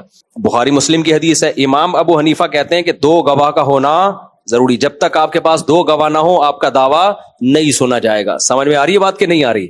اب اہل حدیث لوگ اس مسئلے پہ بھی, جو یہ چونکہ عوام میں مسئلہ نہیں ہے تو عربی جو تحریر ہیں ان میں ابن قیم نے بھی بہت اعتراض کیا حناف پہ, کہ جب نبی نے ایک گواہ پہ فیصلہ کیا ہے تو کسی حنفی کے لیے جائز نہیں ہے کہ ابو حنیفہ کی تقلید میں وہ کہے 2 گواہوں کا ہونا ضروری. تو علامہ ظفر احمد عثمانی نے اس کا بڑا زبردست جواب دیا. فرمایا علامہ ابن قیم رحمہ اللہ کو کہ سورہ بقرہ میں اللہ کیا کہتے ہیں اپنے معاملات میں, وَاسْتَشْهِدُوا شَهِيدَيْنِ مِن رِجَالِكُمْ, 2 مردوں کو گواہ بناؤ.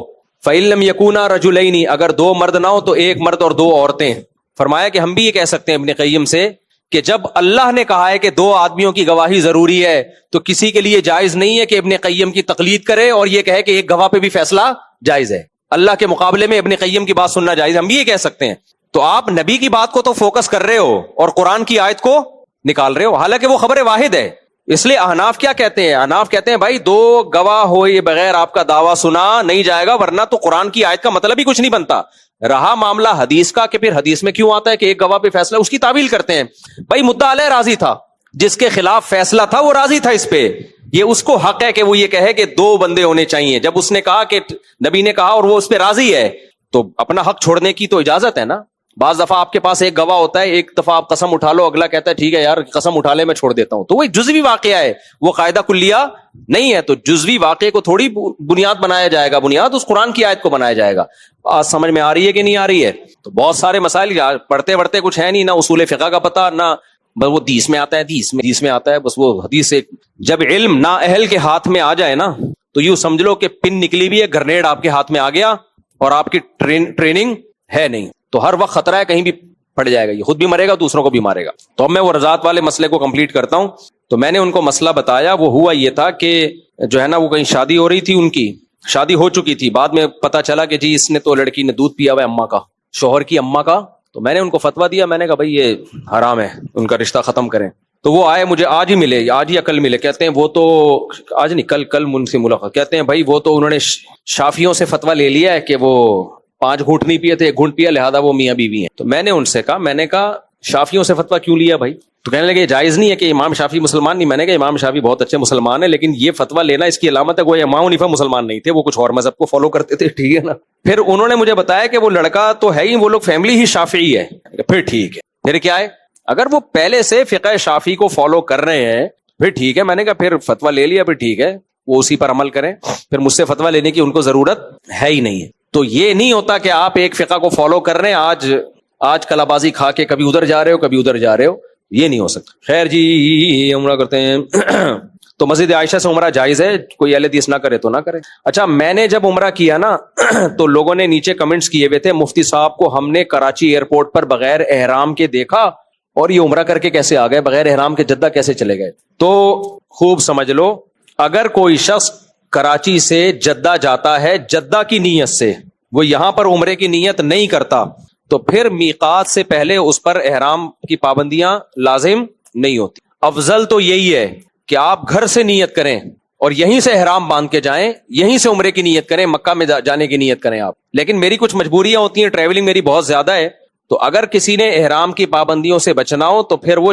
مکہ جانے کی نیت ہی نہ کرے. وہ ڈائریکٹ نیت کس کی کرے, میں جدہ جا رہا ہوں کسی کام سے, وہ نیت یہ کرے. بے شک وہ عمرہ کرنے جا رہا ہوں لیکن دل میں نیت کیا کر لے کہ میں جدہ جا رہا ہوں, میں مکہ فی الحال نہیں جا رہا, جدہ میں رکوں گا, کھاؤں گا, پیوں گا, پھر وہاں سے نیت کروں گا. تو ایسی صورت میں اس پر میقات سے پہلے احرام کی پابندی لازم نہیں ہے, اگرچہ ثواب کم ہوگا. یہ نارملی یہ کرنا نہیں چاہیے. کبھی کبھار جن کو عمرے کی توفیق ملتی ہے ان کو چاہیے پراپر وے میں عمرہ کریں, یہیں سے نیت کریں ہم کیا جا رہے ہیں عمرہ کرنے, تاکہ یہیں سے احرام ہو اور جدہ تک جانے میں بھی ثواب ملے. میں جب جدہ گیا ہوں تو جدہ کی نیت کی تھی، تو جدہ تک پہنچنے میں کوئی ثواب نہیں مل رہا تھا مجھے. کھانا ملا، پینا بھی ملا، سیٹ بھی مل گئی، سب کچھ مل گیا، ثواب نہیں ملا عمرے کا. راستے میں اللہ نہ کرے موت واقع ہو جاتی تو یہ نہیں شمار ہوتا کہ جی عمرہ کرتے ہوئے موت ہوئی. جدہ کے بعد ہم نے عمرے کی نیت کی. تو افضل یہی ہے کہ آپ یہیں سے نیت کریں یا جہاز میں نیت کریں یا ایئرپورٹ پہ نیت کر لیں، تاکہ آپ کو پورا ٹریولنگ میں عمرے کا ثواب ملے. لیکن جن کی ٹریولنگ زیادہ ہوتی ہے ان کے لیے پھر حرج ہوتا ہے. تو پھر ہم نے نیت میں یہی اکثر کرتا ہوں کہ یہاں سے مجھے لوگ سول ڈریس میں دیکھ رہے ہوتے ہیں اور کہتے ہیں یہ عجیب آدمی ہے، یہاں سے شلوار قمیض میں جا رہا ہے اور عمرہ کر کے کیسے آ گیا. تو اشکالات ہوتے ہیں. ایک دفعہ عمرہ کر کے آ رہا تھا تو ایک بنگلہ دیشی بھائی بیٹھے ہوئے تھے، کہنے لگے آپ نے عمرہ کیا؟ میں نے کہا کہہ رہے بال تو اتنے لمبے ہیں، یہ کیسا عمرہ ہے؟ وہ گرم ہو گیا میرے اوپر، تم لوگوں نے مذاق بنایا ہوا دین کو. میں نے کہا میرے جتنے لمبے بال تھے نا اس میں 6 عمرے ابھی بھی ہو سکتے ہیں، ایک عمرے میں اتنے ہی کٹیں گے. تو ابھی بھی اتنے لمبے بالوں کا فائدہ یہ ہے کہ ایک اس بالوں میں 6 عمرے بھی ہوں گے تو بھی لگے گا کہ کٹے ہوئے نہیں ہیں. تو آپ لوگ کے اتنے سے بال ہیں وہ ٹینڈ کرانی پڑتی ہے. پھر دوسرے عمرے میں اسی ٹینڈ پہ ٹینڈ ہے. تو وہ غصے ہو رہے تھے میرے اوپر، بنگلہ دیش کے تھے وہ، اب سن رہے ہوں گے بیان میں. تو اس وقت میں زیادہ مشہور نہیں تھا. اچھا بھائی جلدی جلدی نمٹانا ہے سوال. میں ایک مشہور اور معیاری ادارے میں پڑھاتا ہوں، وہاں مجھے ایک ہفتہ ہو گیا. میرے پاس قاعدہ اور نادرہ کے چھوٹے بچے کلاس میں گندی گالیاں دیتے ہیں اور بہت گندی حرکتیں کرتے ہیں. گالیاں دینے پر ان کے ماں باپ کو بتائیں آپ ان کو، اور پھر ماں باپ سے مشورہ کریں کہ ان کی گالیاں کیسے چھڑواؤں. اگر ماں باپ کہتے ہیں نہیں چھڑواؤ تو پھر وہ مدرسہ چھوڑ دیں آپ، کیونکہ تھوڑے دنوں میں پھر آپ بھی گالیاں دینا شروع کر دیں، اثر آتا ہے. لیکن مارنے کی اجازت نہیں ہے. قاری صاحب کو اس زمانے میں بچوں کو مارنا تو دور کی بات، ہاتھ لگانے کی بھی اجازت بولو بس، دیٹس آل. اس پہ کوئی کمپرومائز نہیں. بعض لوگ قاری کہتے ہیں گالیاں کیسے چھڑوائیں، گالی سے زیادہ ہاتھ مارنا ہے. گالی دے دیتا یہ کم درجے کا ہوتا، ہاتھ مارنا یہ بچے بہت بگڑتے ہیں اس سے. اور اس میں کوئی لمٹ ہی نہیں ہے، کوئی کنٹرول ہی نہیں ہے کہ کتنا تھپڑ کتنی پاور کے ساتھ کون بیٹھ کے ناپتا رہے گا. کیونکہ اگر اس کی اجازت دے دی نا تو پھر قاری لوگ ٹانگیں توڑ دیتے ہیں، بازو توڑ دیتے ہیں وہ. تو اس لیے کسی اور طریقے سے کوشش کریں گالیوں کے علاج کی. کچھ بھی کریں، ماں باپ کو بتا کے ان سے مشورہ کریں کیا کرنا ہے ہم نے. لیکن ہاتھ اٹھانے کی اجازت نہیں ہے بھائی اس زمانے میں. ہاتھ اٹھانا دور کی بات. میں نے بتایا اگر کوئی پوچھتا ہے نا قاری صاحب بچے کو مار سکتے ہیں، تو آپ نے کیا جواب دینا ہے؟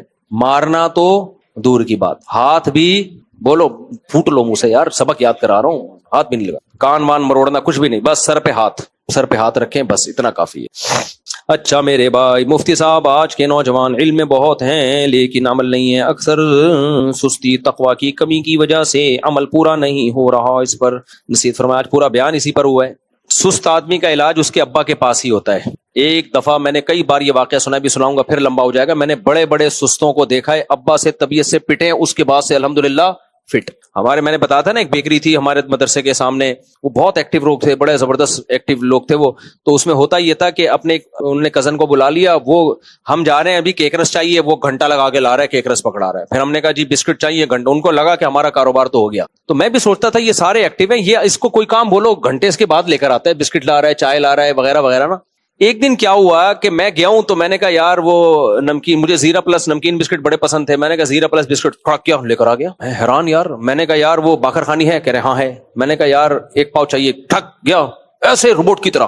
میں نے کہا یار ایک ہفتے سے تو یہ کام نہیں کر رہا تھا. میں نے اس کے دوسرے بھائیوں سے پوچھا ہوا کیا ہے، کہہ رہے اس کو ہم نے پنجاب سے بلایا، ہمارے کاروبار کا بیڑا غرق کر رہا تھا، کسٹمر کھڑا ہوا ہے یہ. تو میں نے کہا پھر صحیح کیسے ہوا، تبلیغ میں بھیجا ہے بیان، کہہ رہے کچھ نہیں، کمرے میں لے گئے، طبیعت سے دھویا ہے اس کو، بھائیوں نے، بڑے بھائیوں نے طبیعت سے اس کو دھویا ہے، پہلے سمجھاتے رہے.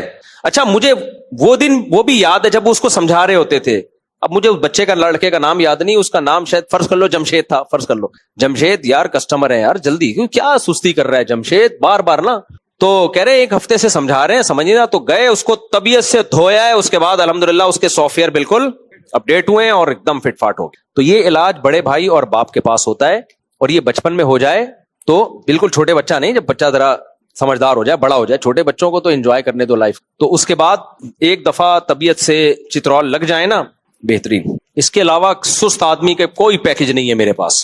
سست آدمی کو انسان کا بچہ، مجھے بے دین سے اتنی نفرت نہیں ہے جتنی سست ہے، پتہ نہیں میرا مزاج ہے. حالانکہ میں بھی کوئی بہت چست نہیں ہوں، ایکٹیو نہیں ہوں، لیکن بس مجھے سست سے بہت نفرت. بے دین کا علاج ہو سکتا ہے، سست کا علاج بہت مشکل. چترول لگائے گا کون اس کو؟ مودی صاحب میں اسلام میں تکلف نہیں ہے، تو پھر یہ کیا بات ہے کہ بیان غیر پر دیا جاتا ہے جبکہ مسائل کے لیے الگ سے اہتمام کیا جاتا ہے؟ یہ تکلف کیوں کہ بیان ممبر پر دیا جاتا ہے جبکہ مسائل کے لیے الگ سے اہتمام کیا جاتا ہے؟ ممبر پہ میں تھک جاتا ہوں بیٹھا بیٹھا، یہاں کرسی پہ کمفرٹیبل ہوتا ہوں. یہ تکلف یا بناوٹ کی وجہ سے نہیں, یہاں میں مسائل میں تھوڑا گپ شپ کا ماحول ہوتا ہے, ممبر میں تھوڑا تقدس کا ماحول ہوتا ہے, تو پھر بھی سمجھ میں نہیں آیا تو ایسے کی میں سمجھاتا رہوں بیٹھ کے. ہماری مرضی بھائی, ہم جہاں جب ممبر پہ بیٹھے ہم چاہیں کرسی پہ بیٹھے جیسے ہمیں کمفرٹیبل لگے, اس کا تکلف سے کیا تعلق؟ یہ تکلف ہے کہ میں اس فضول بات کو گھنٹہ بیٹھ کے سمجھانا شروع کر دوں. سمجھ میں آ گیا ٹھیک ہے, نہیں آیا تو بھی ٹھیک. زکوٰۃ کی ادائیگی کے لیے آج کے حساب سے کتنی رقم پر زکوٰۃ ضروری ہوتی ہے؟ 52.5 تولہ چاندی یہ نصاب ہے. تو نیٹ پہ ہر دفعہ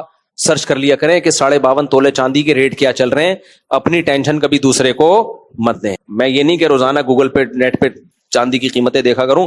ہمارا بھائی جان یہ بہت لمبا سوال ہے, اس کو خلاصہ مجھے بتاؤ, میرے پاس ٹائم کم ہوتا ہے. اسلام میں تکلف ایسے ہی منع ہے. مفتی صاحب حدیث رسول ایک بتائی جاتی ہے کہ فاطمہ میری بیٹی بھی ہے, یہ حدیث صحیح ہے؟ آگے سے الفاظ ہیں نامناسب سے. مفتی صاحب حدیث میں آتا ہے کہ نیک مردوں کے لیے نیک عورتیں, قرآن میں آتا ہے بھائی, حدیث میں نہیں, اور بدکار مردوں کے لیے بدکار عورتیں. کیا یہ آخرت کے لیے کہا گیا ہے؟ کیونکہ عموماً دنیا میں تو میاں بیوی میں سے کوئی نیک اور کوئی برا ہوتا ہے. یہ قرآن میں سورہ نور میں ہے, الخبیثات للخبیثین للخبیثات والطیبات للطیبین والطیبون للطیبات. پاکیزہ مرد پاکیزہ عورتوں کے لیے, پاکیزہ عورتیں پاکیزہ مردوں کے لیے. خبیث مرد خبیث عورتوں کے لیے, خبیث عورتیں خبیث مردوں کے لیے. اس کا یہ مطلب ہرگز نہیں ہے کہ نیک آدمی کی فاحشہ عورت سے شادی نہیں ہو سکتی, یا نیک عورت کی فاحشہ مرد سے شادی نہیں ہو سکتی. یہ تو مشاہدے کے خلاف ہے. اس زمانے میں بھی ہو سکتا تھا, یہ بعض دفعہ دھوکہ ہو جاتا ہے.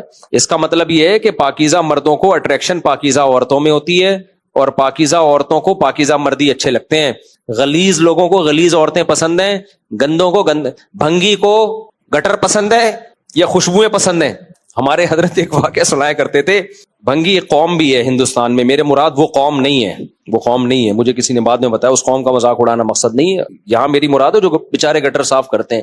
حضرت فرماتے تھے کہ ایک پرانے زمانے میں ایک جو بیچارہ گند میں رہتا تھا سارا دن, اب کوئی مجبوری سے ہو تو بھائی وہ ایک الگ بات ہے, اس کا مذاق مقصد نہیں ہے. بعض لوگوں کے پاس روزگار نہیں ہوتا, بھیک مانگنے سے بہتر ہے گٹر صاف کر کے پیسے کما لے. تو یہ ان بھنگیوں کی بات ہو رہی ہے جو مزاج کے بھنگی ہیں, جن کو کرنا ہی گٹر صاف ہے. ان کے پاس اچھا آپشن بھی ہے مگر وہ گھسیں گے گٹر میں ہی. جو مجبوری میں کر رہا ہے وہ ایک الگ ہے. تو پرانے زمانے میں حضرت نے ایک واقعہ سناتے تھے کہ ایک کہیں وہ گٹر صاف کرنے والا کہیں جا رہا تھا, تو خوشبو کی دکان سے کے قریب سے گزرا, بے ہوش ہو گیا. کہاں سے گزرا؟ خوشبو کی دکان, بے ہوش. اب لوگ گلا دبا رہے ہیں, کوئی کیا کر رہا ہے, کوئی کیا کر رہا ہے. اس کے بھائی کو فون کیا, وہ آیا, اس نے کہا بے حالات کا جائزہ لیا نا کہ کون سی ایسی چیز ہے قریب میں جس کی وجہ سے بے ہوشی تاری ہوئی. دیکھا عطر کی دکان نظر آئی, اس نے کہا بس اس سے پہلے کہ میں بے ہوش ہو جاؤں بہتر ہے اس کا علاج کر. تو اس نے کہا بھائی یہ اصل میں خوشبو آ رہی ہے, تو کوئی گوبر لا کے نا اس کی ناک پہ رکھا, ایک دم ہوش میں آ کے. تو جو میل کے عادی ہوں, جو زنا فحش فلمیں, ان کو پاک دامن عورتیں پسند ہوتی نہیں ہیں, ان کو بےہودہ عورتیں ہی پسند ہوتی ہیں. اور جو بےہودہ عورتیں ان کو یہ طبیعت کی ناپاکی کی بات ہو رہی ہے, بعض دفعہ جسم کی ناپاکی ہوتی ہے, بعض دفعہ طبیعت گندی ہوتی ہے. تو اچھے لوگ ان کو سمجھ میں ہی نہیں آتے. جیسے 2 نمبر آدمی کو نا 1 نمبر آدمی سمجھ میں ہی نہیں آئے گا, وہ کہے گا یار یہ کہ تو سچ بول رہا ہے. اچھا جو 2 نمبر ہوتے ہیں ان کو داماد بھی 2 نمبر چاہیے ہوتا ہے. وہ آ کے اپنے بارے میں سچ سچ بتا دے کہ میری پہلے سے بیوی ہے, میری یہ آمدن ہے. ان کو سمجھ میں ہی نہیں آئے گا. ان کو وہ آئے گا کہ جھوٹ بولے اور بعد میں پکڑا جائے. وہ کہیں گے کوئی بات نہیں, بعد میں بے شک پکڑا جائے. مفتی صاحب فضائل اعمال میں ایک صحابی کا واقعہ لکھا ہے کہ جہاد فی سبیل اللہ کے جانے سے گھبرا رہے تھے, تو انہوں نے اپنی زوجہ کو طلاق دے دی. تو کیا ان کی طلاق ہو گئی, کیوں نہیں ہو گئی؟ وہ ایک صحابی کا واقعہ ہے, غالباً اس میں ہے نا جب رومیوں سے لڑائی ہو رہی تھی, جس میں خالد بن ولید بھی تھے, تو پھر انہوں نے اپنی زوجہ کو طلاق دی کیونکہ ان کو یہ بات رکاوٹ بیوی یاد آ رہی تھی. تو اس کی وہ جہاد میں آگے جانے سے گھبرا رہے تھے. تو انہوں نے کہا سب چیزوں سے دستبردار ہو تاکہ بس شہادت ہو. تو وہ لڑائی ایسی تھی, آپ نہیں کر لینا کہ کبھی کوئی ایسا موقع آئے. تو وہ ہوا یہ نا, میرے پاس یہ سچی مچھی کا کیس آیا. جاپان میں نا ایک نوجوان نے کیا کیا, خودکشی کی.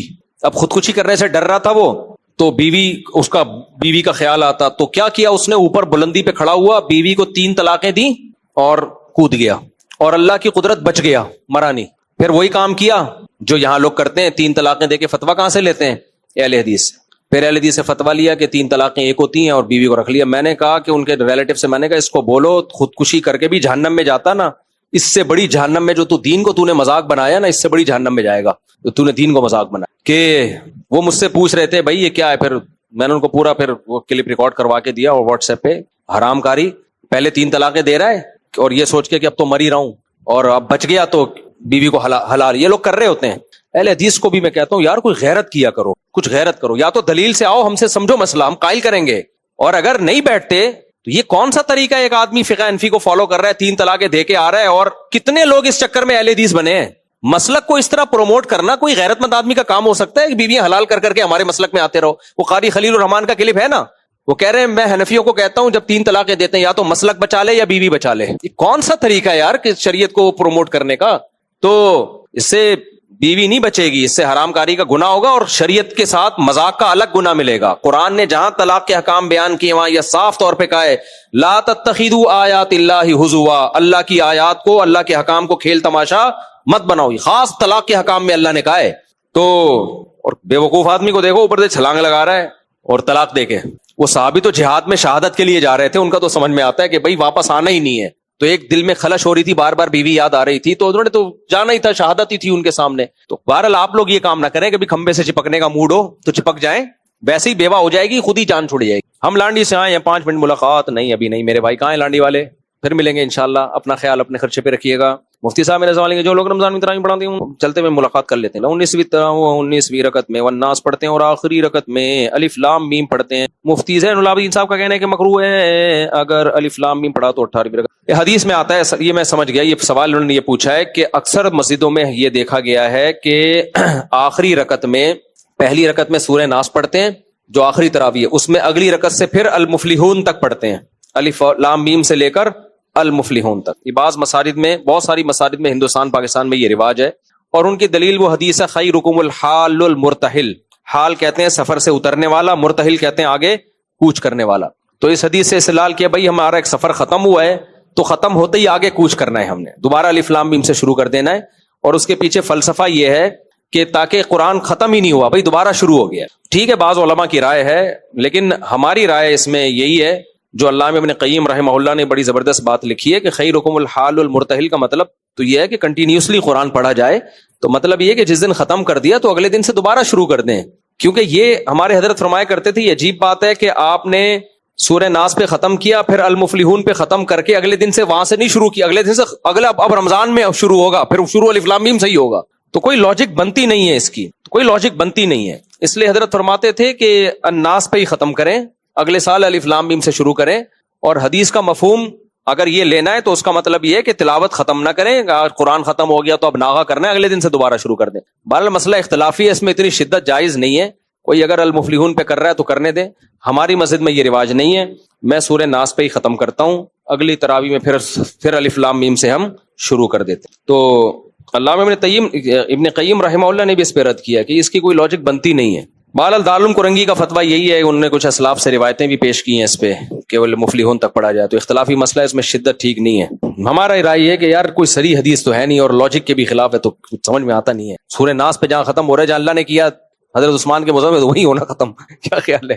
عجیب سا لگتا ہے کہ یہ المفلحون پہ لے جا کے چھوڑ دیا۔ مفتی صاحب عید قریب ہے اور مشورہ دیجیے، قربانی کے لیے 1 بچڑا خریدیں یا 4 بچیاں؟ یہ ان کا کہنے کا مقصد ہے کہ ایک بچڑا آ رہا ہے 20 لاکھ کا، اور اسی 20 لاکھ میں 10 درمیانے درجے کے بچڑے آ سکتے ہیں یا بچیاں آ سکتی ہیں، تو کیا کریں ہم؟ تو میں تو یہ کہوں گا ایک اتنا موٹا تازہ بیل خریدنے کے بجائے زیادہ خرید لو، زیادہ قربانیاں ہو جائیں گی ایک، اور پھر گوشت بھی لوگوں میں، اور یہ اتنے موٹے موٹے بچڑوں کے گوشت بھی کھانے کے قابل نہیں ہوتے، ان کو اسٹرائڈ کے انجیکشن لگا لگا کے گینڈا بنایا ہوا ہوتا ہے۔ یہ کروڑ پتی لوگوں کے شوق ہیں، انڈا موڑ پہ تھوڑی رہ رہے ہوتے اگر تم اتنے کروڑ پتی ہوتے۔ یہ شوق ہیں، آپ بلاول ہاؤس کے قریب اگر رہتے ہو، ان کے شوق ہے، ان کے لیے 20 لاکھ 1 کروڑ کوئی